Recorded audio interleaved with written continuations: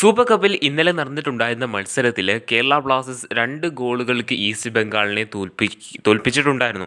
So ഈ ഒരു മത്സരത്തിൽ പ്ലെയർ ഓഫ് ദ മാച്ചും ഏറ്റവും മികച്ച പ്രകടനവും ഒരു മികച്ച ഗോളും ഒക്കെ സ്കോർ ചെയ്തിട്ടുണ്ടായിരുന്നത് നോഹ സദോയി എന്ന് പറയുന്ന കേരള ബ്ലാസ്റ്റേഴ്സിൻ്റെ വിങ്ങറാണ്. കേരള ബ്ലാസ്റ്റേഴ്സിന് വേണ്ടി വളരെ മികച്ച പ്രകടനമായിരുന്നു താരം ഇന്നലത്തെ മത്സരത്തിൽ എടുത്തെടുത്ത് പറയേണ്ടതാണ്. സോ ഇങ്ങനെ ഇരിക്കുന്ന ഈ ഒരു സാഹചര്യത്തിൽ അദ്ദേഹം അടുത്ത മത്സരം കേരള ബ്ലാസ്റ്റേഴ്സ് നിലവിൽ ക്വാർട്ടറിൽ പ്രവേശിച്ചിരിക്കുകയാണ്. സോ കേരള ബ്ലാസ്റ്റേഴ്സിൻ്റെ അടുത്ത എതിരാളി എന്ന് പറയുന്നത് മോഹൻ ബഗാനാണ്. 26-ാം തീയതി 4:30-ക്കായിരിക്കും വൈകിട്ട് 4:30-ക്കായിരിക്കും ഈ ഒരു മത്സരം നടക്കുവാനായിട്ട് പോകുന്നത്.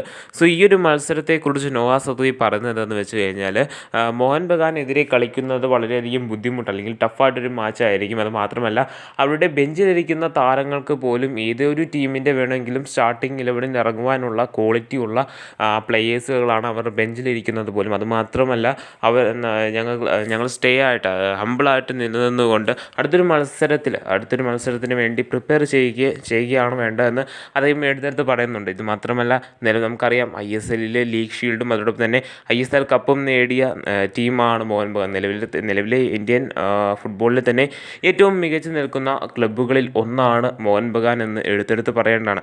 അതിനാൽ തന്നെ കേരള ബ്ലാസ്റ്റേഴ്സിന് ഈ ഒരു മത്സരം ബുദ്ധിമുട്ട് ഏറിയേക്കാം. എങ്കിൽ പോലും ബ്ലാസ്റ്റേഴ്സ് വിജയിക്കട്ടെ എന്ന് നമുക്ക് പ്രതീക്ഷിക്കാവുന്നതാണ്.